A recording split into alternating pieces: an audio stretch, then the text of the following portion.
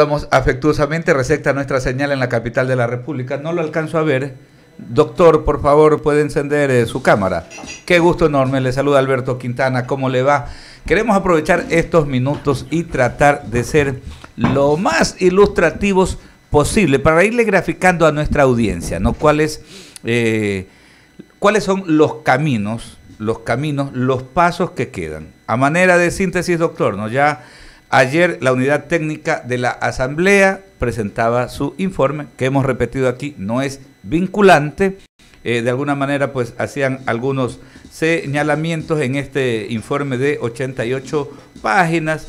De manera pues resumida le puedo decir que ellos sostienen que no cumple la ley con lo estipulado en los artículos 136 de la Constitución de la República y 56 numeral 1 de la Ley Orgánica de la Función Legislativa, según el análisis que han hecho. ¿Qué le parece si como punto de partida y también agregando que para hoy a las 6:30 de la tarde, 18:30, pues han sido convocados los integrantes del CAL para poder tener esta reunión y tomar una decisión? ¿Qué es lo primero que nos puede indicar respecto a estos insumos que les he dado, doctor? Muy buenos días.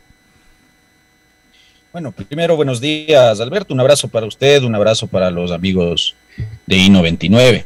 ¿Qué me parece? Me parece una torpeza y le debo decir por qué. Primero, porque esta unidad de técnica legislativa, al amparo de las reformas últimas a la Ley Orgánica de la Función Legislativa, recibe una inconstitucional atribución, que es esta de, a través de estos supuestos informes que usted ha dicho bien en todo caso y ventajosamente no son vinculantes, pero a través de estos informes esta unidad de técnica legislativa se convierte en una especie de corte constitucional prácticamente, porque si usted ve, la recomendación es no calificar al trámite porque el proyecto de ley adolecería de vicios de inconstitucionalidad. Y hasta donde yo conocía, en el país, el único órgano constitucionalmente habilitado para decidir si una ley vicia a la Constitución por el fondo o por la forma es la Corte Constitucional, no la unidad de técnica legislativa, ni mucho menos el Consejo Administrativo de la Legislatura. Segunda cuestión, si usted revisa el artículo 30 de la Ley Orgánica de la Función Legislativa, se establece como uno de los parámetros que debe ser tenido en cuenta por esta UTL para efectos de elaborar su informe no vinculante, los precedentes constitucionales dictados por la Corte en la materia. ¿Y a qué quiero llegar con esto? Respecto de este tema tan debatido que ha sido el famoso cumplimiento del requisito de unidad de materia por parte de este proyecto de ley presentado por el gobierno. Lo que pasa es que nosotros tradicionalmente en Ecuador tuvimos un comportamiento gubernamental tendente a condensar en megaproyectos de ley un montón de articulado que llamaba a su vez a varios y diversos cuerpos normativos de diversas materias, con la finalidad de evitar que esto se produzca desde la Constitución del 98 y la actual también en su artículo 136 establecen que los proyectos de ley, entre otros aspectos, deben cumplir con el requisito de unidad de la materia. Sin embargo, eso no ha obstaculizado que en la práctica parlamentaria y legislativa no se hayan presentado, calificado, debatido y aprobado proyectos de ley que se conocen coloquialmente como leyes trole o leyes ómnibus. Mauad, Gustavo Noboa Bejarano, el propio Rafael Correa Delgado, cuyo bloque ahora se rasga curiosamente las vestiduras de que huye el proyecto de ley de Lazo, viola el artículo 136 cuando ellos 10 años se lo pasaron por el forro. Lo propio ocurrió con el gobierno del expresidente Moreno y bueno, siguiendo esa práctica legislativa es que se ha presentado este proyecto de ley. Tercero, los tribunales constitucionales en su momento, la Corte Constitucional correísta y la Corte Constitucional actual han establecido con una amplitud jurisprudencial tal el tema de qué debe entenderse por unidad de la materia. Y han señalado que este principio se ve vulnerado si y solo si usted tiene uno o varios preceptos del proyecto de ley que no tienen una conexión razonable o lógica con el eje temático que trata el proyecto de ley. Ese es el argumento jurisprudencial con el cual, insisto, la Corte Cervecera y la Corte actual, que ha ratificado esos precedentes, han desestimado demandas de inconstitucionalidad contra leyes trole con el argumento de la violación formal de la unidad de la materia. De hecho, la Corte actual estableció que la Ley Orgánica de la Defensa de los Derechos Laborales, aprobada en el gobierno de Correa, una ley trole, donde se reformaban aspectos societarios, laborales, civiles, tributarios, la Corte dijo que eso no está prohibido y que aquello, cuando hay esta conexión lógica, no quebranta el principio de unidad de la materia. ¿Qué quiero llegar, Alberto? Y con esto concluyo esta primera idea. A que la unidad de técnica legislativa, para elaborar su informe no vinculante, debía acoger, aunque no le guste, podemos no estar de acuerdo con estos precedentes de la Corte, por lo amplios, por lo ambiguos, por lo arbitrarios que pudiesen ser, pero son precedentes que constitucionalmente son vinculantes de acuerdo con el 429 y el 436 número 1 de la Constitución, y que la UTL o el CAL o la legislatura en pleno están obligados a aplicar. Conclusión, el informe, a mi modo de ver, no observa estos precedentes muy amplios en materia constitucional que según el artículo 30 de la Ley de la Función Legislativa estaba obligada a aplicar, porque solamente observando estos precedentes y los antecedentes legislativos que tenemos, el informe debía llegar a una conclusión totalmente contraria. Pero bueno, a la larga el informe no vincula y hoy en la tarde-noche veremos qué va a pasar en la sesión del CAL, donde aparentemente las posiciones ya están más o menos decantadas.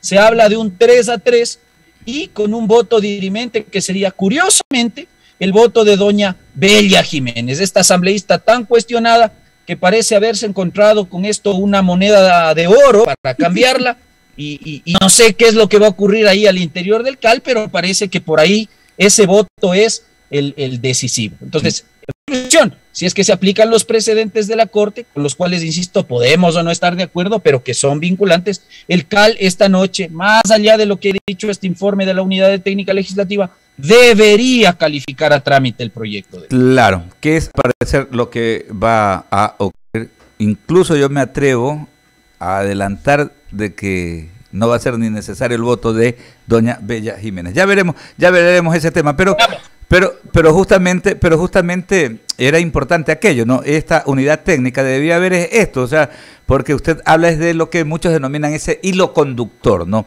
El hilo conductor. Ahora, solamente antes de ir con Jaime Velázquez Egues, justamente, de acuerdo a su experiencia, a su visión, si pasa, yo creería que va a haber los votos para calificar esta noche el tema. ¿A qué comisión debería de pasar? Porque ahí también había una inquietud de varios sectores. ¿Es a varias comisiones porque abarca varias temáticas? ¿Es a una sola comisión? Y si es a una, ¿a cuál debería de ser, doctor Quintana?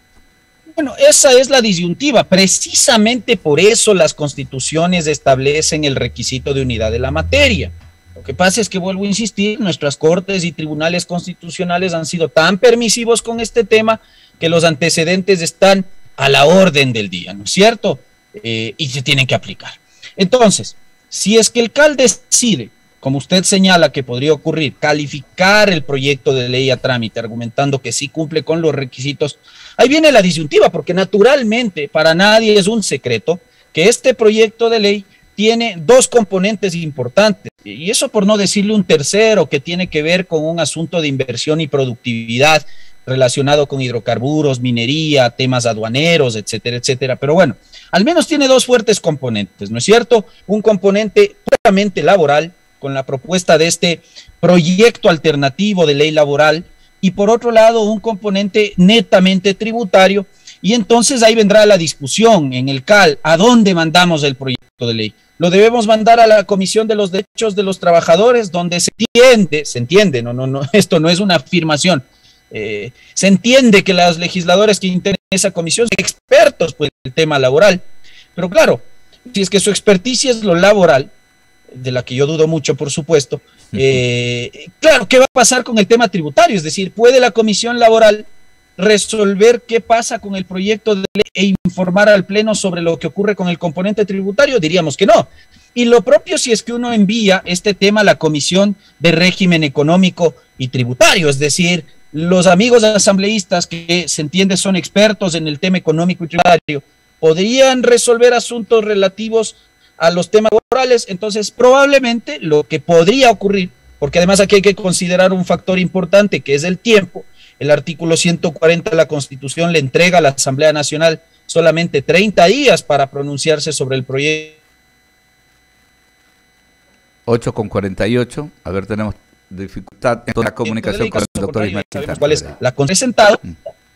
No sé si ahí me escuchan. Sí, ahí sí, doctor. Entonces, le decía que en estos casos lo que podría llegar a ocurrir, teniendo en cuenta el factor tiempo, que de suyo es importante, porque el Pleno tiene 30 días para pronunciarse sobre este proyecto de ley, caso contrario, entra en vigencia por el mero paso del tiempo.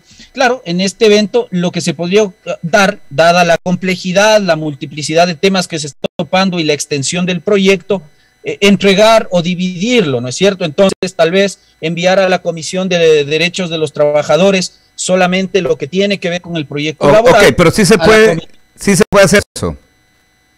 Bueno, es que se entendería que eso se debería hacer primero para ganar tiempo y segundo por la especialidad que tiene cada comisión, porque a partir de las reformas a la Ley de la Función Legislativa de 2020, en el artículo 26, además se establece cuál es la temática que taxativamente debe topar cada comisión especializada permanente. Entonces, esto debería ocurrir, porque caso contrario, pues vamos a tener unos informes no tan técnicamente elaborados, porque van a estar en comisiones donde probablemente la experticia de sus integrantes no da seguridad de que el tema vaya a ser tratado en serio. Clarísimo, clarísimo. Hasta ahí 8:49. Jaime Velázquez, por favor, con otras inquietudes para el doctor Ismael Quintana. Gracias, Alberto. Doctor, buenos días. La verdad es que la Asamblea siempre nos sorprende y la verdad en estos momentos hay comentarios que aparentemente llevan a llegar a acuerdos. Usted me habla de que Bella Jiménez sería el voto dirimente, digamos, en la comisión de alcalde. ¿Usted qué ha escuchado internamente en los digamos, chismes o cuentos de la Asamblea Nacional? Porque la verdad es que quisiéramos saber, porque está en Quito, ¿no? A ver, no es que yo he escuchado chismes, sino que usted ya puede ver posiciones claramente decantadas, ¿no? Y dada la integración del CAL, el CAL está compuesto por 7 legisladores, ¿no es cierto? Su presidente, 2 vicepresidentes y 4 vocales principales. Entonces, usted tiene por un lado el bando opositor al proyecto de ley que estaría encabezado por el señor Aliaga, el legislador Aliaga, representante del correísmo, que ya se ha pronunciado, bancada política que ya se ha pronunciado por no solo en la no calificación, sino incluso el archivo del proyecto de ley, argumentando este tema de la unidad de materia, de los vicios de inconstitucionalidad, principalmente en los temas laborales. Entonces, ahí tiene usted una posición claramente orientada a no calificar el proyecto de ley. Por otro lado, Pachacuti tiene al menos 2 votos, ¿no es cierto? El voto de la señora Llori y el voto del señor Pereira. Esa bancada que también, igual que el correísmo, se ha mostrado totalmente contraria a darle trámite a este proyecto de ley con los mismos argumentos del correísmo. Entonces ahí usted tiene al menos 3 votos en contra. Por otro lado, usted tiene a la legisladora Arias, que es la representante de Creo ante el CAL, que entiendo yo estará totalmente a favor de aprobar a trámite el proyecto de ley, un voto. Luego tiene el voto del primer vicepresidente, me parece que es Virgilio Saquicela, que es de esta bancada de independientes que a la larga se alió con el gobierno y que entiendo estaría también a favor de la calificación del proyecto de ley, y el voto de otra legisladora de Izquierda Democrática, me parece que es de apellido Moreira, cuyo bloque también ha indicado que en todo caso hay que calificar el proyecto para luego discutir el fondo de la cuestión. Entonces, por eso yo le hablaba de un empate técnico por ahí de un 3-3, pero con un voto dirimente que, como usted ve, podría ser el de la legisladora Bella Jiménez. Digamos, para nadie es un secreto que en estos días el Comité de Ética de la Asamblea está tramitando la posible, el procedimiento que podría llegar a una posible destitución del cargo de Bella Jiménez por estas acusaciones de tráfico de puestos o cobro de diezmos o estas cuestiones. Entonces, claro, yo por qué le decía que aquí ella tiene la suerte de haberse encontrado una moneda de oro de cambio, porque dado el comportamiento de nuestra actual legislatura, pues para nadie sería una novedad que esta asambleísta hoy esté utilizando este procedimiento en el comité de ética para, digamos, ver por dónde va su voto, ¿no? Si es que la bancada del gobierno accede a salvarle de la destitución, entonces probablemente podríamos tener un cuarto voto, con lo cual habría calificación del proyecto de ley. Pero si es del otro lado, las bancadas de UNES y Pachacutic, que numéricamente son más fuertes que el bloque de Creo y de Izquierda Democrática, pues posiblemente se vaya por el otro lado. Entonces, por eso es que yo decía que ese voto, dada la condición personal de esta asambleísta hoy en día, es el que podría decantar por dónde se va. Bien, me parece que Alberto tiene alguna información mucho más actualizada que la mía, porque él más bien daba por sentado que probablemente sí hay los votos para aprobar el proyecto de ley. Yo le diría que mantengo mi reserva sobre eso. Incluso existiendo... Doctor Quintana, sin embargo, analizando ya un poco más la ley, hay muchos que hablan de que en esta ley, sobre todo en el tema laboral, se atacan los derechos de los trabajadores. ¿Esto es así o realmente lo que se está dando es una nueva forma de contratar para que se pueda abrir puestos de trabajo, que esa es la intención en un momento dado y fueron las palabras del presidente de la República?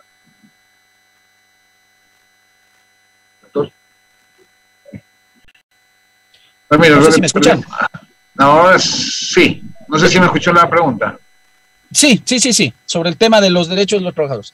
Me parece que la discusión se está centrando en un tema que no tiene sustento constitucional, es decir, señalar que la afectación se da porque se propone una ley paralela no es un argumento jurídicamente sostenible, es decir, usted constitucionalmente puede tener más de una ley que regule un mismo ámbito jurídico o un mismo derecho.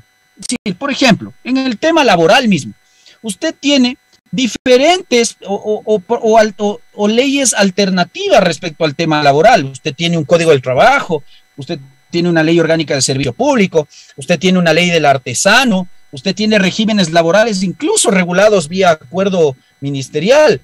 Entonces, sostener que no pueden existir dos leyes paralelas me parece que constitucionalmente no tiene ningún fundamento jurídico, siempre y cuando, por supuesto, en el nuevo o en la nueva propuesta, en la alternativa laboral que se está proponiendo, quede claro que pues no se topen los derechos que ya han sido adquiridos por los trabajadores al amparo de una ley previa, que sería el Código del Trabajo del 38.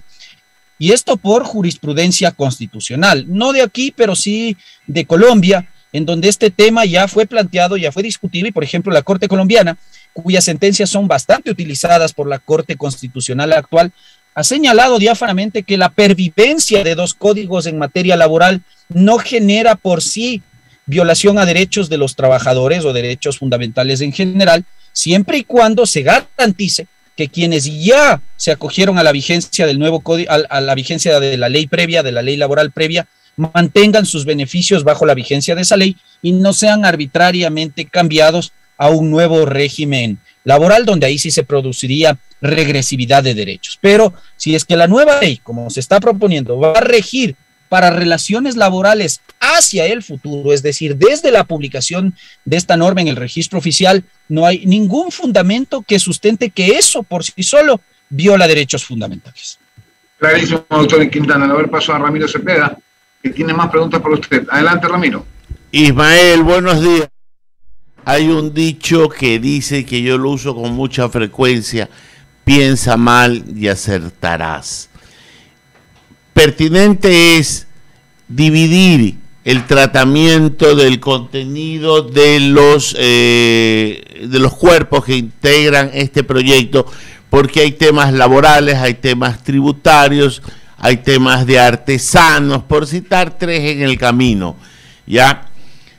Pero políticamente, esto, a más de ser jurídicamente pertinente, políticamente es bastante interesante, porque hay distintas comisiones en donde hay distintas mayorías, y lo que hay que jugar exactamente es a la demora y al retraso, porque no tienen los votos para aprobarlo en el Pleno. Simplemente no los tienen porque la aritmética no da, y no veo un operador político capaz de lograrlo. Si lo encontrara, a lo mejor podría variar mi criterio. Entonces, la pregunta hacia ustedes, ¿las comisiones tienen plazos para presentar sus informes o pueden tomarse el tiempo que ellos estimen necesario? No es así. De hecho, si bien las leyes calificadas como urgentes económicas siguen el trámite ordinario de formación de la ley, se deben observar unos plazos reducidos. Entonces, por ejemplo, primero, tenemos 30 días para decidir si aprobamos o no aprobamos este proyecto de ley, ¿ya? Segundo, dentro de esos 30 días, si es que hoy se califica a trámite el proyecto de ley por parte del CAL, eso se envía a la o las comisiones especializadas permanentes para que inicien la elaboración de norma.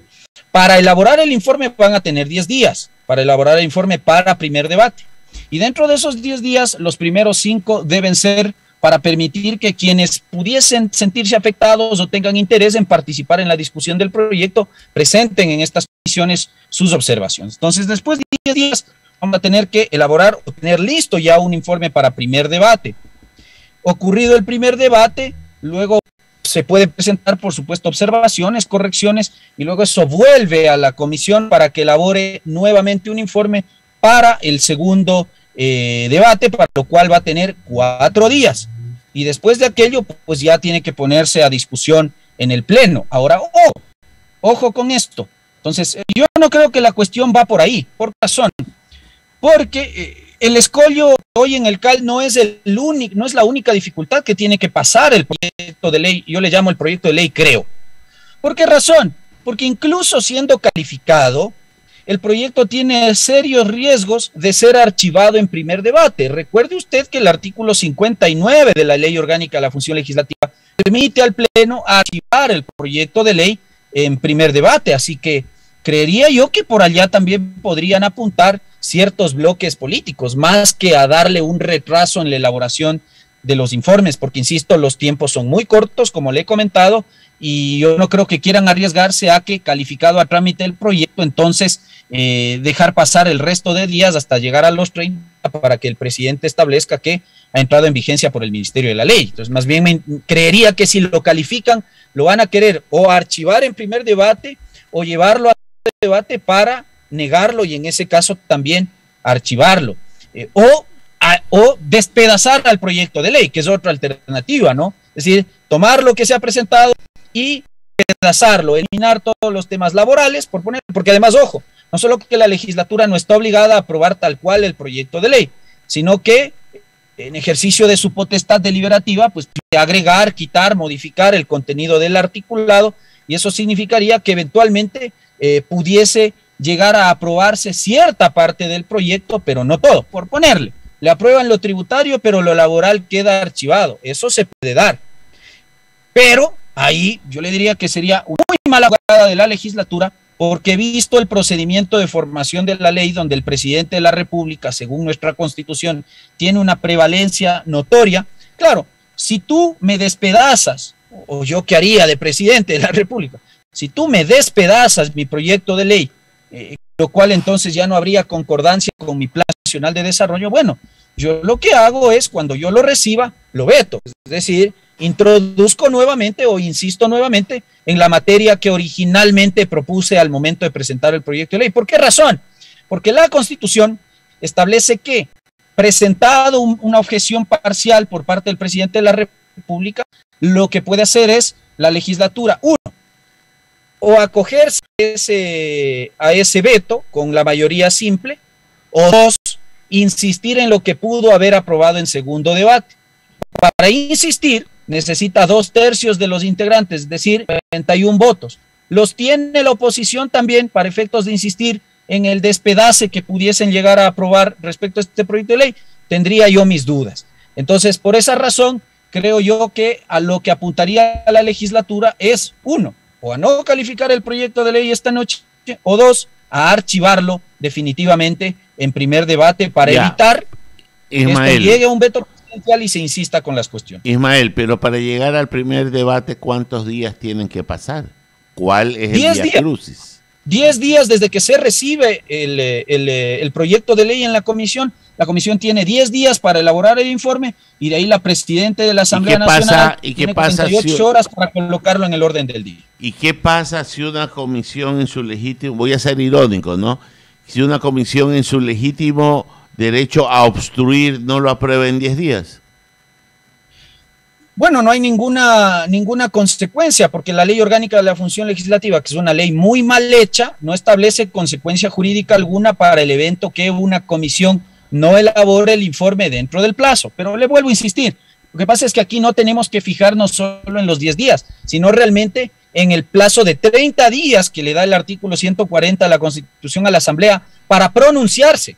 Y si es que usted no tiene informe para primer debate, pues no tiene cómo pronunciarse. Entonces no creo que por ahí sea una jugada tan inteligente, aunque de la Asamblea yo no espero mayor cosa, pero no creo yo que esa sea una jugada tan inteligente por parte de la legislatura como para que a través de aquellas herramientas evitemos que este tema sea discutido, debatido y tratado. Porque, insisto, si es que te vas a guardar el proyecto de ley y no vas a hacer el informe para primer debate o para segundo debate, bueno, pues estás jugando contra el tiempo y en ese caso, pues lo que tendrá que hacer el presidente Lasso es sentarse a esperar que pasen los 30 días que ya han empezado a transcurrir desde el día viernes que presentó el proyecto de ley y esperar para que se publique la ley en el registro oficial por el mero paso del tiempo, como establece el 140 de la Constitución. Yo siempre traigo a memoria cuando el ingeniero Febres Cordero fue presidente de la República en el segundo periodo.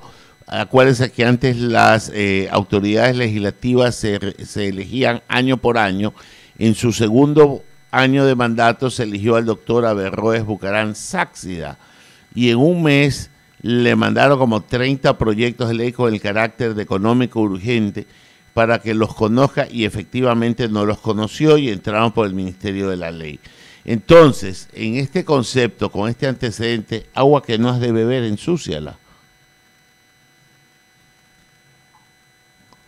¿No le parece? O sea, están jugando, si no tienen los votos, están jugando a que no se apruebe, pues, a que entre por el Ministerio de la Ley. Y recursos para eso hay en el camino los que usted quiera.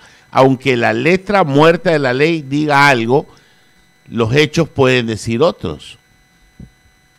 No creo que, yo le vuelvo a insistir, no creo que la táctica sea dejar que el tema entre por el Ministerio de la Ley, porque eso pues prácticamente sería hacerle un enorme favor al gobierno y no ejercer una de sus potestades constitucionales, que es la de discutir, la de deliberar, la de debatir y tratar los proyectos de ley. Es decir, yo no creo que la estrategia sea esa, es decir, más bien yo he visto de parte de muchos bloques políticos, o al menos de 3 bloques políticos, un argumento tendente a bloquear, a impedir que estas normas sean aprobadas en la Asamblea Nacional.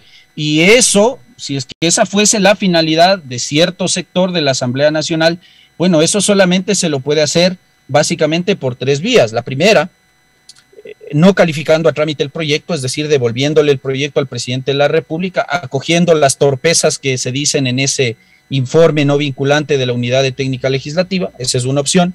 Opción número 2, que hayan los 70 votos para archivar el proyecto de ley en primer debate. Opción número 3, que se discuta todo lo que quiera en el trámite, que se llegue a segundo debate, pero que en segundo debate se rechace y se archive el proyecto de ley. Es decir, jurídicamente, si es que usted lo que quiere es que esta ley no vea la luz en el registro oficial, esas son las alternativas. Pero no tratar el proyecto de ley significa entonces una voluntad solapada de querer que el proyecto de ley entre en vigencia por el mero paso del tiempo. Bueno, como diría Polito, la 3, pero en todo caso, Ismael, agradecerle por la entrevista, lo comprometemos para cuando ya se hayan despejado las incógnitas que son dignas de un libro de Baldor, ir analizando qué fue lo que pasó y cómo sucedió. Muchas gracias, Ismael, por habernos acompañado.